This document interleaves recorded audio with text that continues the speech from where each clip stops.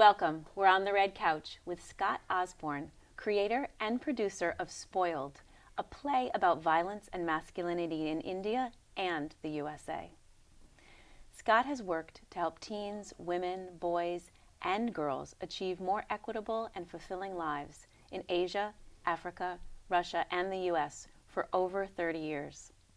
She currently focuses on education, gender equality, advocacy, and policy work with NGOs.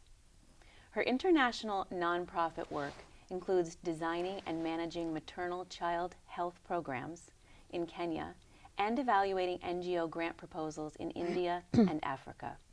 Scott, I'm thrilled to have you on the red couch. Thank you. It's nice to be here. So you lived in India Yes. from 2011 2011. through 2014, I moved back. Okay. Actually, I've been back and forth again this year, but I stopped living there full-time in 2014. Yep. Okay. So tell me about your experience living there and how that informed Spoiled. Sure. When I went in 2011, I wasn't exactly sure I was going to focus on this, but I was really struck by the position of women and girls living in India. This is the 7th country I'd lived in, so I had a little perspective going around. And I was just struck by what it was like to be a woman. And I started researching, started working with some women's groups, knowing I'd probably do a book or an article. I wasn't sure what it was going to become. Didn't realize it would become a play. Right. And all of the material just kept accumulating. And I had a chance meeting with a wonderful actress and playwright, Elizabeth Hess, in 2012. And we started to collaborate and realized this could really be some dramatic material. So that's the very short version of how it came about. It did not start by being a play, but I'm thrilled it became that. So there's 10 stories. 10 stories. 6 based in India, 4 based in the US. And what was interesting about these stories is we did not want to make them up. We took them from real life. We took them from news articles. We took them from actual events that had occurred, and decided we did not just want to look at the female perspective. These all had to do with gender violence, but we wanted to get out of a victim-centered approach. We felt it was really important to see what was happening to men and boys. And so we shifted the lens for all 10 of these stories.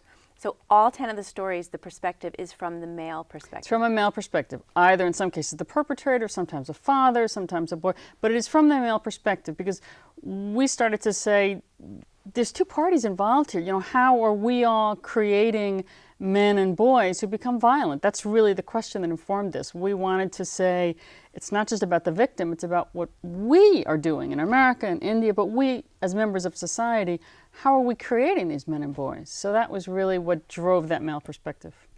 So what are a couple of examples of the Sure. Well, in India, one thing that's a big problem is infanticide.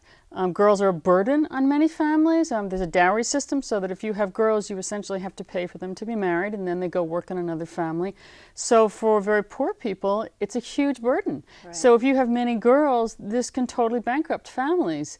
And it's a very poignant situation, and obviously it's indefensible, but it's something that we actually empathized with. And so one of the scenes has to do with a father who kills his infant daughter. And that's a hard thing to watch a portrayal. It's a hard thing to think about, but it happens. And it's interesting to understand the position of this man who's totally impoverished and the burden of bearing another daughter because of his society. That's one example. In the US, one example has to do with military and sexual assaults in the military, which if you've been reading the newspapers is a very common problem. Right. One website I was reading estimates very credible that 26,000 service people are assaulted in the military in 2012. That's a huge number. This is the U.S. In the U.S., just in the U.S. So this is one of the U.S. stories. So we found a report about a family, about a young woman who was killed, who first was raped, and then through some violent circumstances was killed. And we told the story from her father, who had also been in the military, and the poignancy and the heartbreak for him. His daughter was a lesbian, and he felt she was attacked and she was raped, and it was very unpleasant. But it really portrays the perspective from another man in that situation. This was from the perspective of the father. And a lot of people found that very heart-wrenching. I can only imagine. Yeah. So through your research, what were some of the shocking responses to when you were asking, why do boys, not just men, but boys, rape? Right. I started researching first in Asia, and obviously some of these statistics are hard to get at, but more and more agencies, the UN, some very reputable agencies are starting to do survey reports. And one of the best and most interesting I found was why this violence occurs. It had to do with 10 countries in Asia, and they did very large-scale surveys. And the shocking thing that I really had to put down the report and think about it was the most common reason was what men called a sense of entitlement, which was what they called the because they could. And the other reason is because they were bored or it was fun.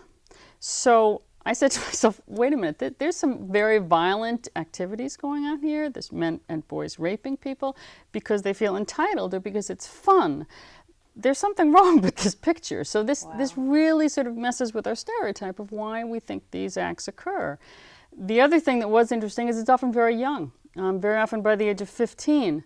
So I was really curious about why that was happening. We're talking in many cases boys. I mean, I've been a teacher, I've been a parent, I've worked with teenagers. I'm thinking we all play a part in creating a teenager with that sort of mentality. What do you think, those three answers are so, I don't even know what to say about It's hard them. to know where to start when somebody says they're entitled or they were bored is fun. Yeah. All three of them are unbelievable. But what do you know from all of, or have you gathered from all of your research? What do you feel is beneath that? Well, it seems like a couple of things. One is cultures where you have very strong gender disparity, men and boys feel entitled to essentially be the dominant gender. Mm-hmm. And as they become men, as they become older, they have incorporated this notion that that's what it means to be a man, is essentially to be dominant over women. And if you think about all the implications of that, that can be pretty serious. So one of the things is if you have really high gender disparities, you're getting these notions of that dominance is what it means to be a man. And obviously that can lead to some pretty unpleasant consequences if that mentality goes awry. Right. So it's this sense of entitlement, and you see it in other cultures as well. So when you've traveled so much since a pretty young age. I was you were in the 21. Peace Corps? I was in Peace Corps, in West Africa, before cell phones, before the internet. And that was at, what, 21? 21, yes. Yeah. Yes. And you've actually lived in 7 countries. Including the U.S., correct. Yeah. Yes. So from your perspective of all these different countries, what are some of the challenges that you've faced, whether living there or traveling in other countries as a woman, from a gender standpoint? Sure. To be fair, sometimes it's hard to pull out because you're by definition a foreigner, and so you're treated also as a foreigner. I think some of the things that I've experienced as a woman, sometimes you're hassled, there's no question. Sometimes you do feel you're hassled, and you do feel it has a gender basis, whether it's just being stared at on the street, whether it's being followed, whether it's remarks that really are unwanted, whether it's some physical groping, that sort of thing. You can experience that, and you definitely feel it's gender-oriented. What's interesting is sometimes you're just sort of ignored. I noticed this in India where you're essentially not really listened to. They really want a man somehow, especially in public places, dealing with officials, dealing with bureaucracy. I used to kid every once in a while. I'd have to say to my husband, you call these people. They're not listening to me. Because sometimes you would definitely feel that you're essentially not really of any importance to them. You're ignored. And that's it's subtle, but it has a very insidious effect over time. Right. Wow. Yeah. Now, to be fair, I certainly don't experience the kinds of vulnerability or violence that many women living in these countries do. I mean, there's no question, obviously. Indian women, for example, have a whole different basket of social, cultural expectations. And I'm obviously a foreigner, so those don't apply to me. But let's take India. So did you dress in traditional Indian clothing, or did you wear Often I would. It was a mix. It depended a lot where I was going and what I wanted to do. I mean, obviously many Indian women do also wear more Western dress, so you will see flux. It's not like everyone is dressed in a sari, and I don't wear saris. They're not very comfortable. But salwar kameez, which is a very Indian dress, I would wear that to a lot of places, absolutely. It's also comfortable. It's very hot in India, and it's very comfortable. Yeah. So some of it's practicality, but I would. But there would be other times where I'm a Western woman. I like my shorts. I want to wear what I want to wear. And you definitely have to think about that. You have to decide, do you want to be stared at? And that's fine. You can wear your shorts outside. It may not be pleasant, so it's not like you can be neutral. So you can wear the shorts, but you're just going to, have some ramifications. You have to accept how people might view you or treat you or interpret that. And again, so you can choose how to use it. If you want to do that for your own physical comfort, or you're willing for that, but people interpret things in very different ways in different cultures. And that's, we sometimes forget in America, but it's not just, hey, it's hot out, so I'm wearing my shorts, which is what you might think in America. It has extremely different connotations, matters of dress. We're very liberal about that in this country. You can practically wear anything anywhere. Right. Much of the world is not. You know, dress codes of certain things convey messages of class or status or position, and we sometimes forget that. So you just have to be very mindful of it. You can choose what to do, but you have to think about it differently. Right. Yeah. So I was thinking about the play, Spoiled, and I mean, I don't have daughters, but I can imagine what I would want to teach my daughter or a young woman, my niece, for instance, about, you know, being careful, protecting herself. But what is our responsibility as parents and teachers of boys in a way to teach them or guide them or help them to be better men? I think it's very important we teach both similar messages. I mean, boys and girls are very different, there's no question. But I think it's important that they both get similar messages, that we don't perpetuate this notion of a dominant gender, whether they're 10 or 12 or 15, that we create more egalitarian dialogue is the way I like to think of it. And sometimes that starts at very early ages and it creeps in. And I would say one other thing that from the research we found is that notions of gender start very, very, very early. And by the time you're a teenager, you've incorporated a great deal, whatever society you're in. So Right. if you're a parent or a teacher, say, and you're working with a young child and you see or experience really gender-directed behavior or words, often it's language, call it out when they're young. It's okay to be aware of it. Don't just think, oh, well, they're little, it doesn't matter.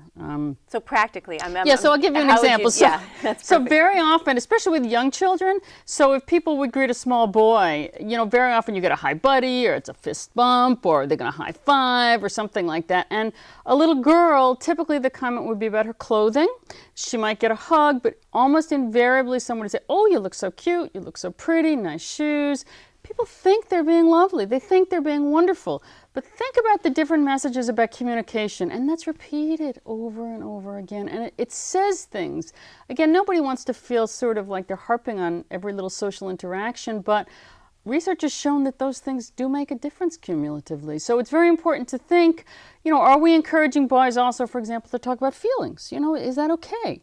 Do we only really give approval to boys who fit a masculine standard of sort of sports and physique and dominance, that sort of thing? And very often we do. We subliminally prefer that in a boy, and boys who are a little quieter, more sensitive. In our culture, they have a tough time very often. You know, gender inequities hurt both boys and girls. It's a myth we're just trying to kind of improve girls. It hurts both genders. I'll give you one other example. It's very often in schools. You will see in classrooms, boys will be the dominant speakers. It has nothing to do with education or class or anything. Boys will be the dominant speakers, and that perpetuates all the way up through the workforce. Sheryl Sandberg, who wrote this book called Lean In, talks about it in the boardroom. It still happens. Right. So that's very important. If girls learn that they sort of have the second-class voice, and the dominant voice, the primary person, is the boy or the male, those are very pervasive things. So I think people should be aware of them early on. Encourage boys and girls to speak equally. Try to draw out a boy if he's quiet. Don't let him override a girl who's speaking, for example. If she's maybe stops talking as soon as he starts talking. All those little interactions make a difference over time. It almost seems like we're brainwashed, you know, into those gender stereotypes. It's one of the few categories that's still acceptable. Again, if you think about schools, we're often still doing things girls and boys. We always talk about the girls and the boys, the girls and the boys. Right. You know, people would never say, well, the blue-eyed children and the brown-eyed children. They wouldn't say the black children and the white children. I mean, most of this we say instantly, well, of course you wouldn't divide them that way. But boys and girls, kids learn that is a gender distinction to pay attention to. That's a distinction, rather, to pay attention to, that's what matters. You're a boy or a girl. And obviously, it's not going to go away. It's wonderful. the point is not to change being, men or women. Right. It's to create a more egalitarian platform for both sides. But it's interesting what you said, how it continues on into the boardroom, so to speak, Yeah. or into our work life, being interrupted and being the one, and I know this is true even of myself, being the one who kind of steps back or sits Sure, back or doesn't sure, join sure, the circle sure, of the table as readily. Right, and if girls and women think that they sort of don't have an equal place, it's very hard for those equal conversations to take place. And again, some studies have shown that it's sort of not exactly helpful for boys and men either. You sometimes get risk-taking behavior that isn't particularly helpful because men or boys might have a tendency to dominate a conversation, and that doesn't always lead to good outcomes. You need both perspectives very often for big decisions. So Right. you want to hear them. So we're talking about each individual, and then I'm going to expand it to the city level. And I know you're working on an incredibly important project. It is, yes. Called SeeDa. SeeDa, So if you just explain yes. that. Okay, SeeDa, C-E-D-A-W, is the Convention for the Elimination of All Forms of Discrimination Against Women. I did not invent that. That is an international convention, and it has been accepted. It was first actually signed by President Carter, so we're talking many years Wow. ago. In the 70s. It's been accepted by most countries in the world have all signed it and ratified it, with the exception of 7 countries. Only 7 have not signed it, and that includes the Sudan and places like that. We are one of those 7 that the U.S. has not approved this. And in itself, the convention simply says that signatories will take steps to eliminate discrimination across all walks of life. That's all. Just says we're going to level the playing field. So at the moment, there's an initiative to have cities and localities in the U.S.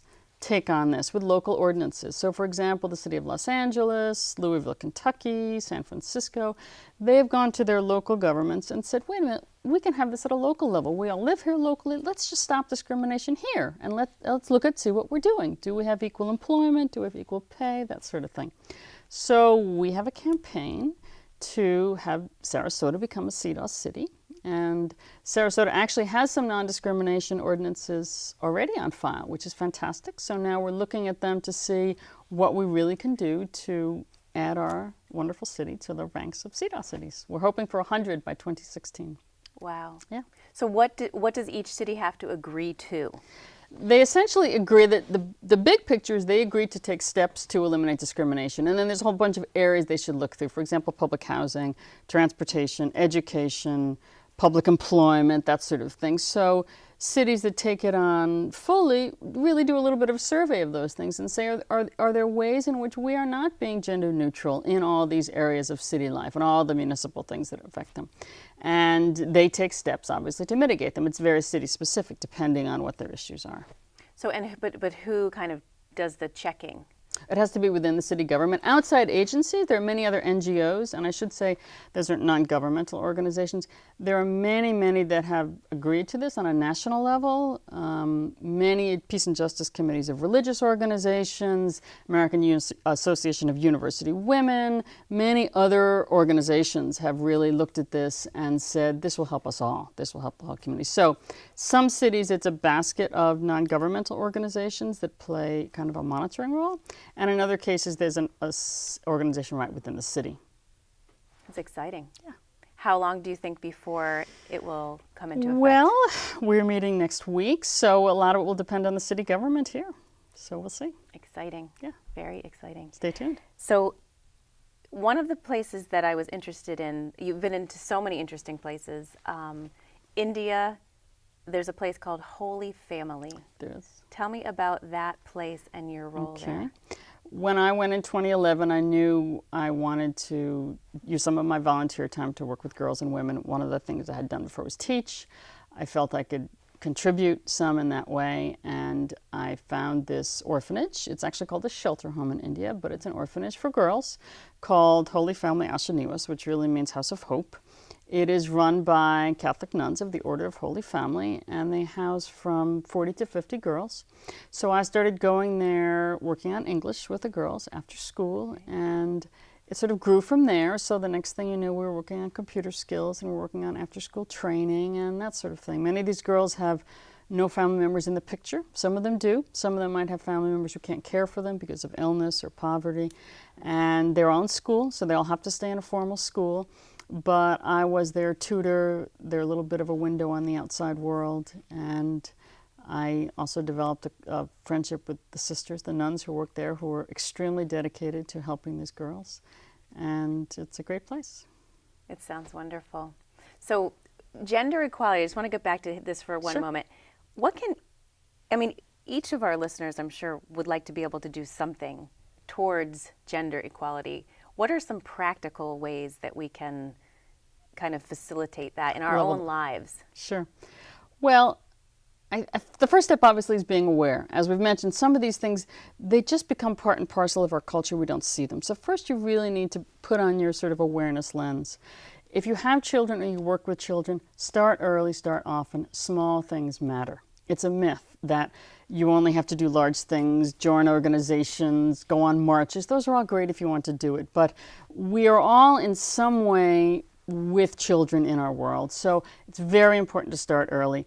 Be aware of all those gender inconsistencies. Are you modeling ones that you want your children to repeat, or you want children in your lives, or you just want young people around you, whether they're in a shop or wherever they are? I'll give you another example that sometimes people are get hung up on little things like opening doors for other people. And, very often boys used to be told, hold a door for a girl, right. Or if you're going someplace to look out to protect a girl.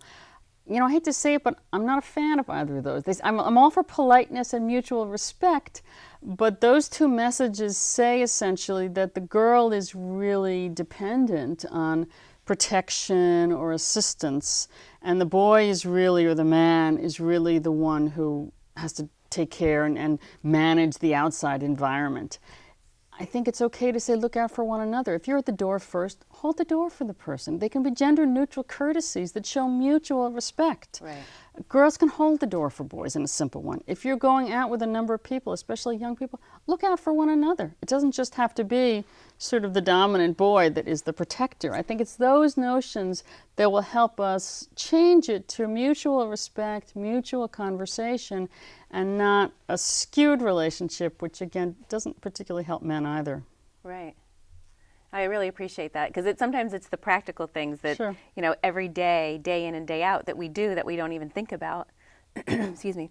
So as a result of the play Spoiled and the work that you've been doing with Spoiled and the work that you've been doing really that has been incredible all over the world, what is your greatest wish for the outcome of your contribution?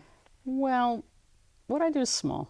So I don't have overinflated notions. However, I think everybody can make a difference in their small way. I would really love to see greater cross-cultural understanding. I think that really applies to so much as cross-cultural. Obviously, that affects genders, but if we would just have a little more understanding of how other people would do things in the world, so many things spring from that. We realize our way is not the only way. We get out of our bubble. We get a broader perspective on things, and many useful, healthy behaviors flow from that. I think it also makes us feel more fulfilled.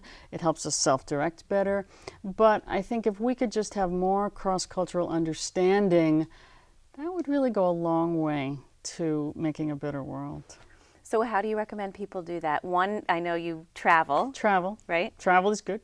Travel is good, and I think people can travel perhaps more easily than they think. I think we're sometimes subliminally afraid to. I realize, we all have time limitations and work and financial limitations, but we do have some time. Many of us do have some money that we can do. We're often a little bit afraid to get out of our comfort zone. Right. Many people go on cruises, for example. I think that's the most common thing. Cruises are wonderful. Cruises don't always take people outside their comfort zone, and I think that's where life really starts to happen. So I would encourage people, once in a while, take some of that money that you might spend on maybe a safer trip to Disney or to the cruise.